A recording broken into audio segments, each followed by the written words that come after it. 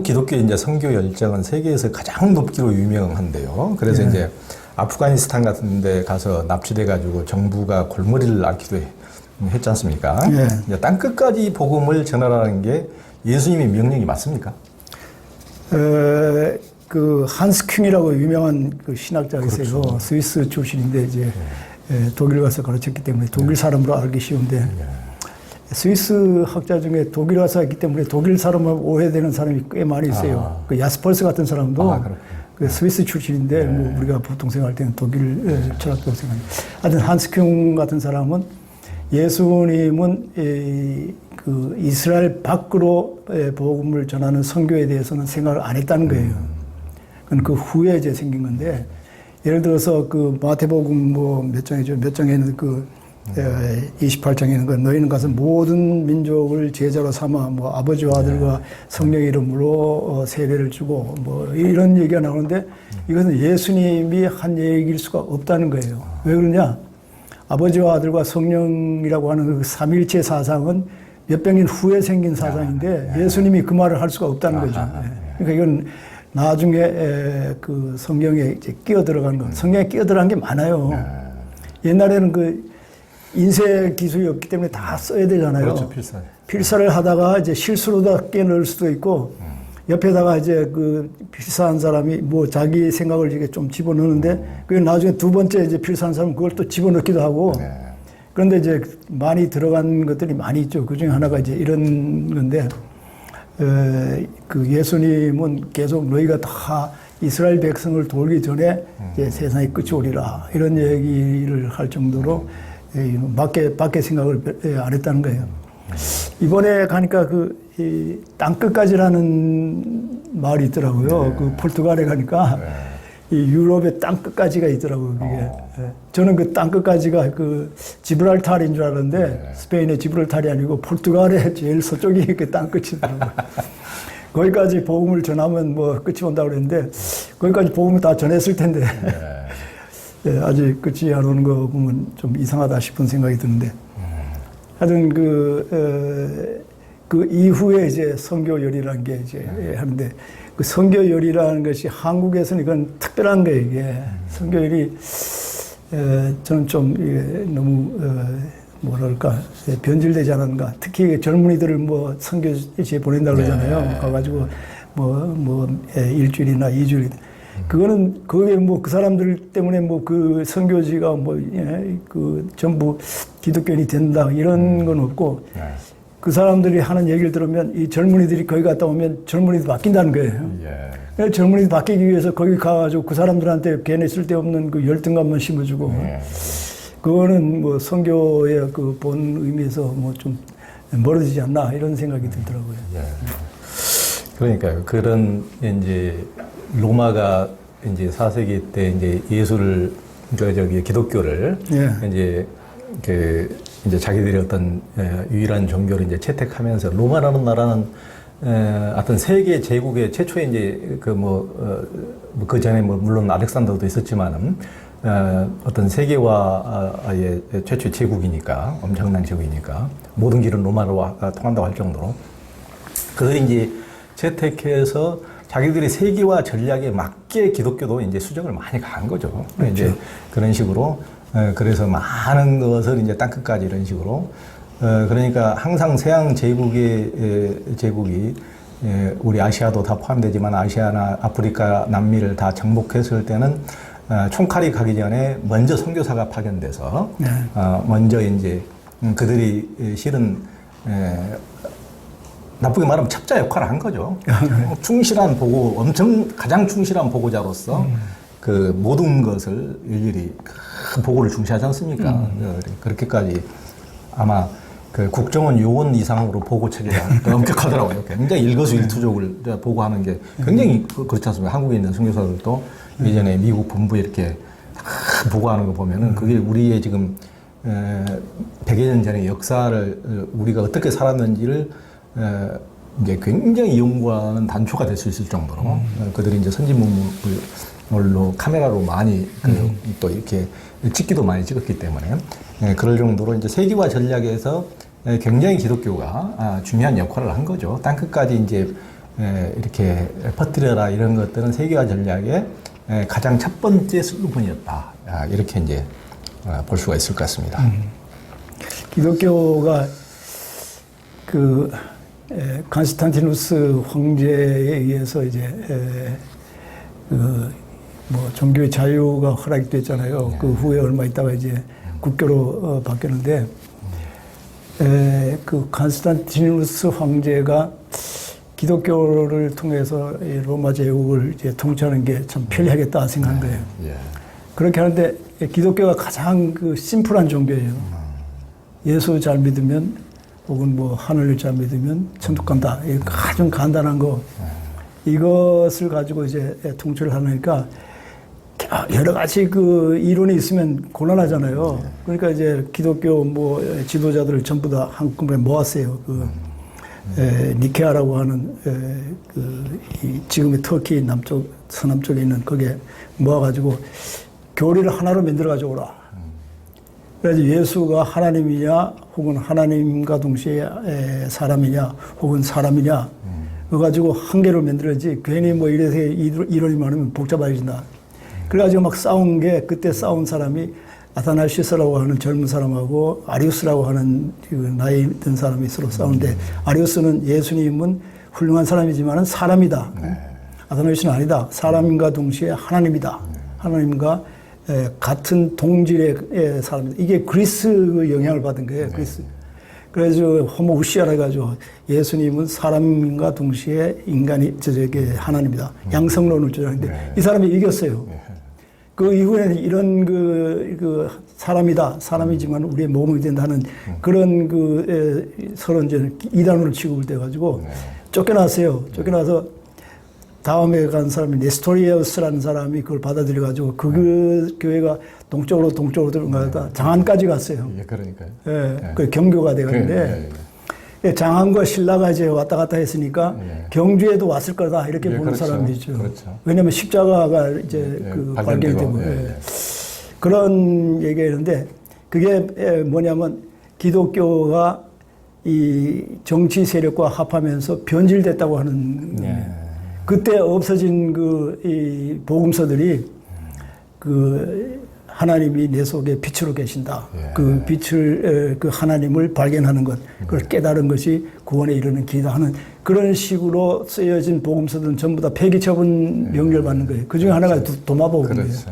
도마복음은 깨달음을 강조하는 거예요. 믿음이 강조하는 게 아니라 그노시스라고 깨달음을 통해서 구원을 받는다 하는 건데 그거는 너무 고답적이고 너무 어려우니까 그런 거 쉬우라고 하고 간단하게 그저 믿고 구원받는 거 이걸로 다 하거든요. 그러니까 기독교의 이 역사는 이런 교리 변천의 역사라고 볼 수 있는 거예요. 근데 참 재미있는 게 처음에 이제 기독교가 박해를 받잖아요. 그러니까 상당수의 그 교부들이 이집트의 사막으로 가는 거예요. 그게 이제 소위 말하는 사막의 교부들이거든요. 근데 이제 점점 커지다가 이제 나중에 콘스탄티누스에 의해서 그리고 그 다음 의해서 기독교가 공인이 되면서 사막으로 간 사람이 더 많아지는 거예요. 왜 더 많아지냐면 공인이 되니까 이 기독교가 타락하기 시작하는 거예요.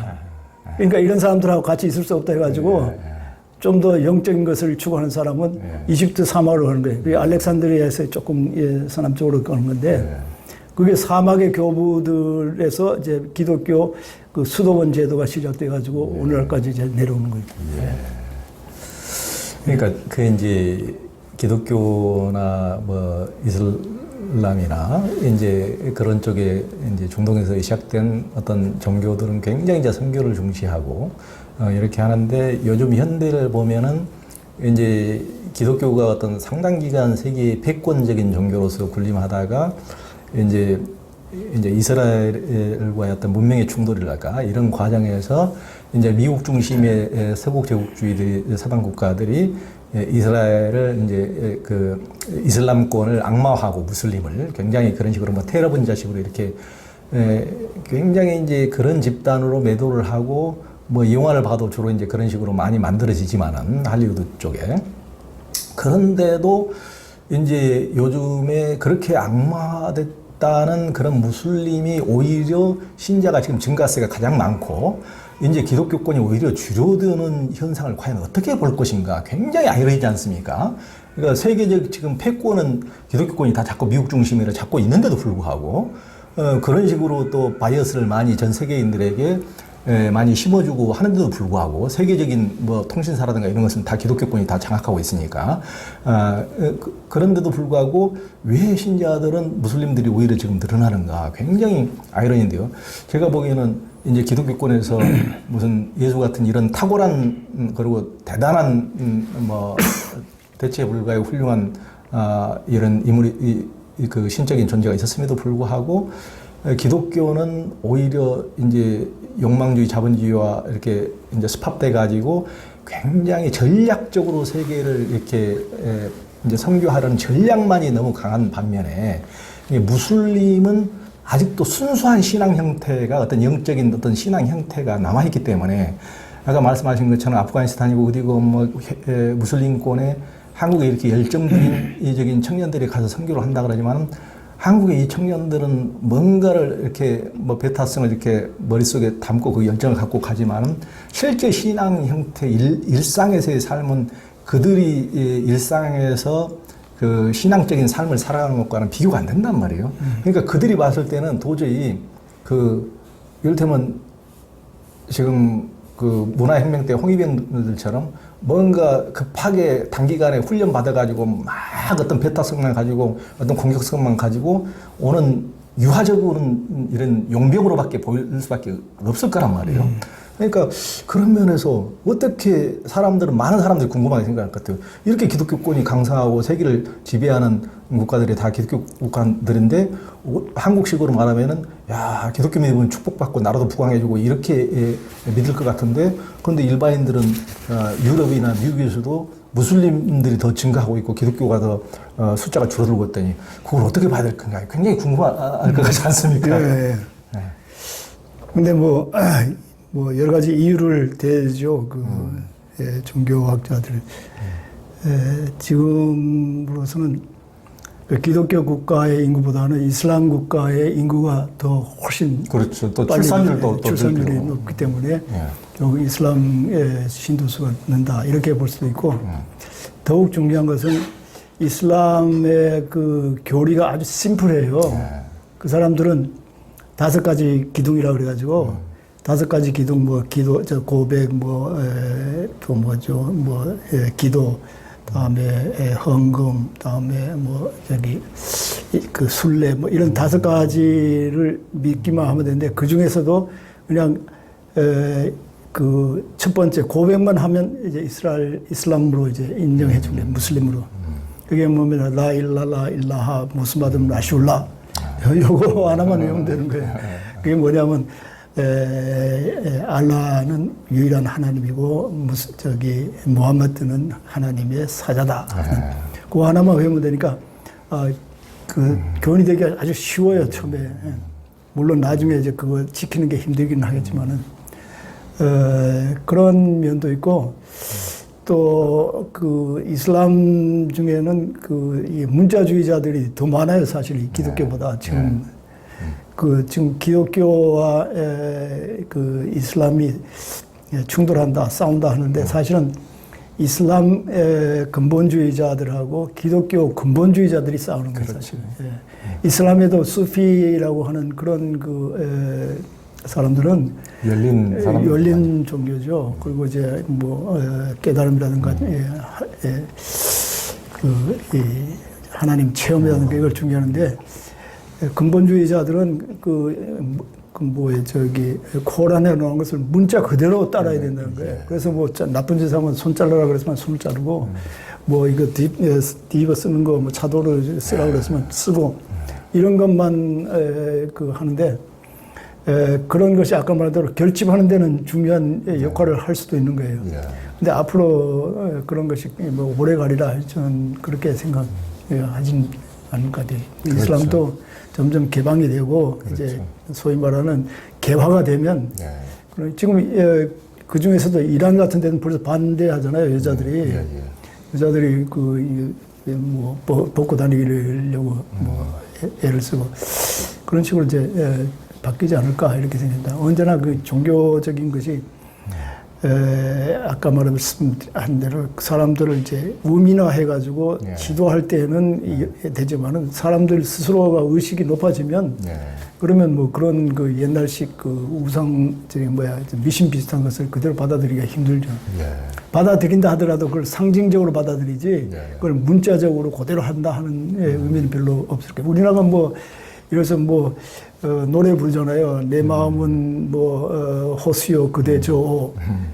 그 마음이 호수에서 그 배를 저어가지고 간다는 거를 그건 문자적으로 못 믿잖아요. 그러나 시적으로 혹은 상징적으로 할 때는 얼마나 아름다운 노래. 그러니까 코란이라든가 성경에 나오는 그런 그 얘기들이 아름다운 상징이 될 수 있지만은 그걸 그대로 문자적으로 믿으라 그러면 이제 점점 믿을 사람이 적어지는 거죠. 그러니까 이렇게 이제 문명이 많이 발전하고 했음에도 불구하고 탈레반이라든가 이런 뭐 인권, 남녀 평등 수준은 정말 뭐 하열한 정말 100년 전, 200년 전 수준에 머물러 있으니까 참 답답한 거죠. 이슬람권이고 뭐 어디고 상관없이 어떤 근본주의는 어떤 그 인권이라든가 어떤 생명에 대한 어떤 자비심이라든가 연민 이런 것은 간과해버리고 너무 어떤 뭐 교리에 이렇게 나와 있으니까 이렇게 가면은 벌써 제가 보기에는 그 순수한 초기에 어떤 자비로 출발한 종교라기보다는 어떤 조직 유지를 위한 어떤 정말 십자가 의무가 똑같은 이제 그렇게 돼버리는 게 그렇죠. 그게 이제 참 종교의 진면목을 가리는 모습이 아닌가 싶습니다. 아까 말씀드렸지만은 말씀하신 것처럼 이 하나님을 찾는 사람이 많은 나라는 잘못 사는 나라예요. 그 필 츠크만 같은 사람은 그 자기가 그 덴마크에 가가지고 얼마 있으면서 그 실제적으로 조사를 다 했어요. 그랬더니 덴마크, 노르웨이, 스웨덴은 그 사람이 쓴 책이 신 없는 사회예요. 신 없는 사회란데 실제적으로 신이 없어요 거기에는. 그런데 그 스칸디나비아 세 나라가 세계에서 제일 잘 사는 나라 중에 속하잖아요. 근데 왜 그러냐면 신이 없기 때문에 어떤 사람이 아프거나 가난하면 이거는 우리 책임이다 생각하는 거예요. 그렇죠. 신이 있으면 신이 가난하게 만들었는데 우리가 뭐 상관할 거냐. 놔두니까 이제 뭐 복지라는 게 발달하지 못하는데 신이 없으면 이게 우리의 책임이구나 하면서 이제 시스템도 바꾸고 뭐 그래서 사람을 도와줄 그런 그 생각을 하는데 신이 있으면 신이 다 알 거다 이렇게 하니까 힘들죠. 근데 뭐 아시겠지만 그 이슬람은 이렇게 인살라 자꾸 얘기하는 거예요. 하나님께서 아시셔서 하나님께서 뜻이 있으면 다 해줄 거. 그러면 사람이 할 일이 별로 없어지는 그렇죠. 거예요. 사람의 어떤 책임감과 도덕성을 다른 것에 방기해버리는 거죠. 그렇죠. 핑계를 대는 거죠. 늘 하나님의 목소리를 듣고 하나님이 시키시는 대로 한다고 주장하는 사람들도 있는데요. 그걸 어떻게 봐야 합니까? 그 뭐 위대한 그 종교의 창시자들은 하나님의 목소리를 들었다 그래요. 그 하나님의 목소리나 하나님의 계시를 받았다. 그런데 뭐 가장 우리 잘 아는 얘기가 그 무함마드도 그렇고 뭐 우리나라의 최재우 저기 동학 창시자 수은 최재우 선생님도 이제 그 얘기를 들었다 그러잖아요. 그런데 들은 것만이 중요한 게 아니라 그 들은 사람의 그 이후의 행적이 중요한 거예요. 그 들어가지고 인류를 위해서 혹은 자기 그 동족이라든가 자기 이웃을 위해서 선한 일을 하는 그런 식으로 나가면 그건 하나님의 목소리가 들을 수 있는데 그거를 자기 개인의 무슨 뭐 이익을 위한다든가 뭐 사적인 뭐 그걸 위해서 그것을 팔기 시작하면 그때는 이제 문제가 달라지는 거예요. 근데 힌두교에서는 뭔 얘기를 하냐면 오랜 수행을 하면 그 사티라고 해가지고 어떤 그 초자연 힘이 생긴대요. 뭐 병 고칠 힘도 생기고 무슨 뭐 사람의 마음을 볼 수 있는 그런 그 독심술도 생기고 이렇게 하는데 그것이 가능하긴 하다는 거예요. 그러나 그것이 가능한 다음에 그것을 이용해 가지고 사람들을 끌어모으고 거기에서 무슨 경제적인 정치적인 그런 이득을 추구하면 그거는 이제 샬라탄 그 엉터리 까짜라는 거예요. 그런 것이 나오면 그것은 자기들이 가는 그 길에 하나의 이정표 비슷하게 이런 것이 생기는구나 하면서 계속 그 가던 길을 가면 그거는 이제 참된 그 구도자가 되는데 이게 옆으로 이렇게 눈을 돌리기 시작하면 그때는 그거는 안 된다는 거예요. 그러니까 하나님의 소리를 듣는데 그 소리를 이용해 가지고 자기의 그 개인적인 뭐 정치적인 혹은 금전적인 그런 그 이익을 위해서 쓰기 시작하면 그거는 하나님의 목소리를 잘못 들은 거라고 이렇게 볼 수 있거든요. 이게 뭐 성경에 말하면 그 나무는 그 열매로 안다. 뭐 이런 얘기하고 같은 얘기겠죠. 굉장히 중요하신 말씀입니다. 그러니까 그 불교에서도 이제 그렇지 않습니까?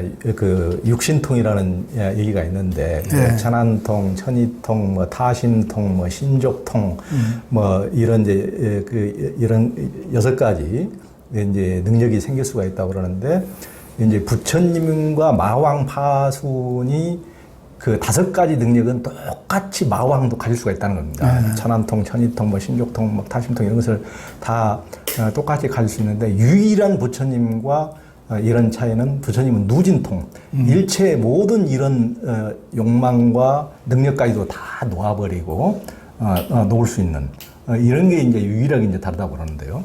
그러니까 사람들이 그 사이비성 교주들이 어떤 하나의 능력으로 전부 다 사람들을 현혹시키지 않습니까? 어떤 식으로. 그러니까 예를 들면 뭐 무당도 어떤 특별히 사람을 뭐 꿰뚫어 보는 능력이 있을 수가 있고 식기가 발동할 때는 누구든지 그런 잠시 잠깐의 어떤 뭔가 반짝하는 것은 또 뭐 있을 수도 있다고 봅니다. 그렇지만 그런 걸로 이제 사람들을 현혹시켜서 개인적인 욕망을 다 채우는데 그래서 저는 이제 그걸 굉장히 그 한때 그 이제 간대기까지 그 요가를 가르치고 했던 요가난다가 그러면 성인과 성인이 아닌 사람은 뭐가 다릅니까? 이를테면 사이비 종교 교주하고 그것은 그 에고를 계속 강화시키느냐. 그러니까 그런 능력을 통해서 사람들을 현혹시켜서 자기의 욕망을 더욱더 확대시키는 사이비 교주라는 게 그렇지 않습니까? 다 자기 가족, 자기 배부르고 사람들을 노예처럼 부리고 그런데 그것이 뭐 능력 있다고 그 사람이 신인 줄 알고 전부 다 자기 재산 갖다 바치고 몸 바치고 노예처럼 그렇게 사는 거거든요. 정말 그런 거 보면 인간의 의식 수준이 어디에 있는가 정말 한심할 정도인데요.